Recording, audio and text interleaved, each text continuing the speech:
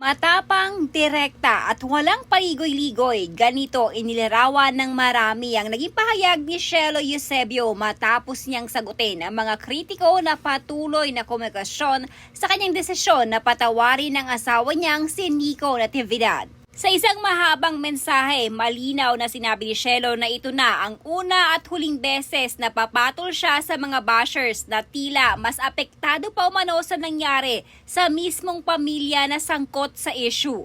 Diretsahang tanong ni Shelo sa publiko, bakit kayo apektado sa pagpapatawad ko sa asawa ko? Para kay Shelo, tila maraming netizen ang nagmamagaling at nagmamarunong sa isang sitwasyong hindi naman nila lubos na nauunawaan. Git niya, maliit na bahagi lamang ng kanilang buhay ang nakikita ng publiko, ngunit marami na agad ang handang manghusga at magdikta kung ano ang dapat niyang gawin bilang asawa. Hindi rin pinalampas ni Shelo ang mga nagsasabing dapat ay iniwan na niya si Nico matapos ang kontrobersya. Ayon sa kanya, hindi kaduwagan ang pinili niyang magpatawad. Kung gugustuhin daw niya, kaya niyang umalis anumang oras, pero hindi iyon ang pinili niyang landas. Mas pinili niya ang ayusin ang kanilang pamilya. Ginit din ni Shelo na matagal nang nangyari ang issue at nakapagpatuloy na sila sa kanilang buhay. Sa katunayan, meron na silang pangalawang anak at ilang taon na rin ang lumipas mula nang mangyari ang insidente.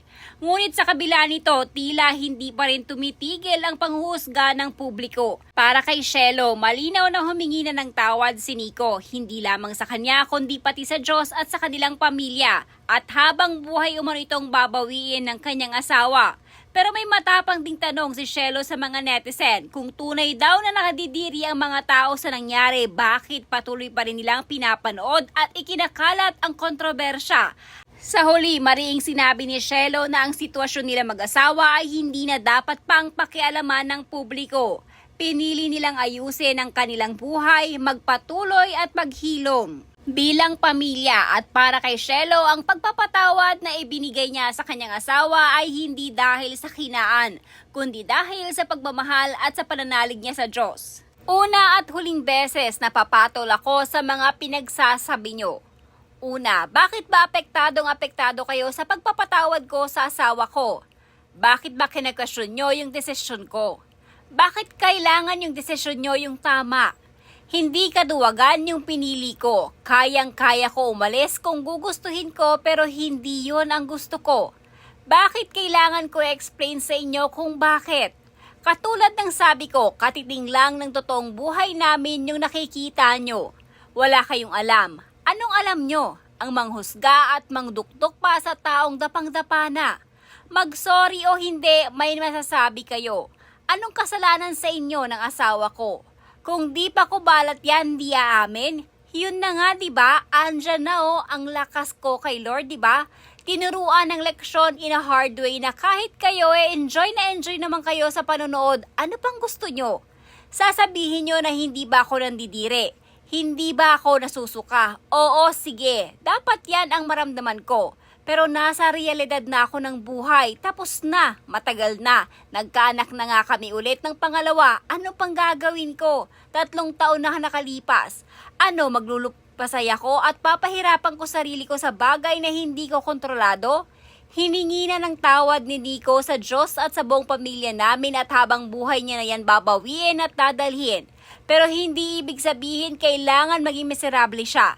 Dahil andito ako, sasamahan ko siya. Kahit ipaliwanag sa inyo na isang beses lang yan, wala kayong papaniwalaan kundi sariling version nyo ng kwento nyo.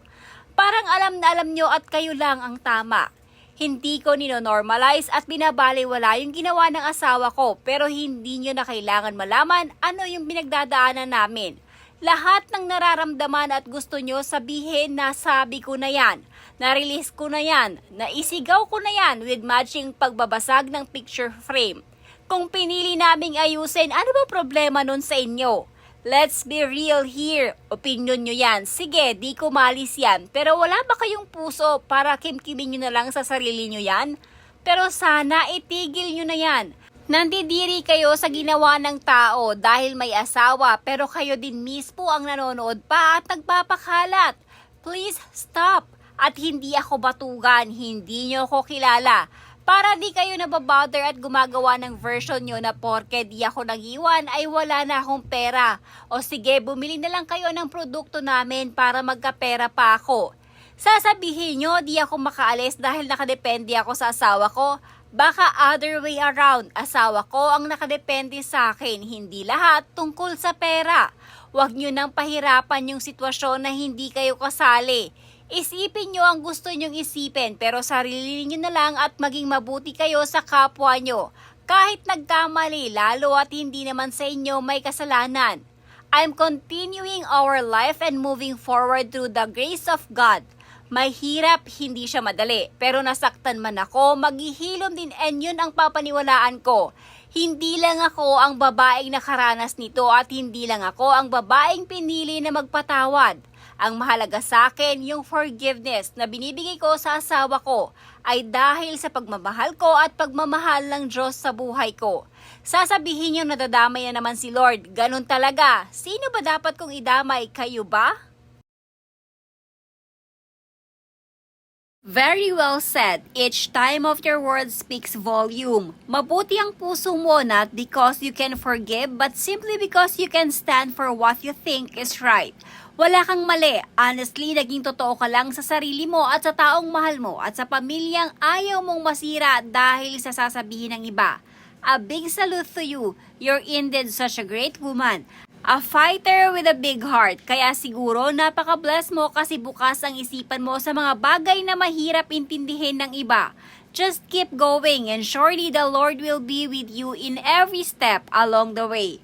Cheers! Don't mind the bashers, inggit lang yun sila dahil hindi nila kaya kung ano ang mga kinaya mo at kakayanin pa. Keep smiling!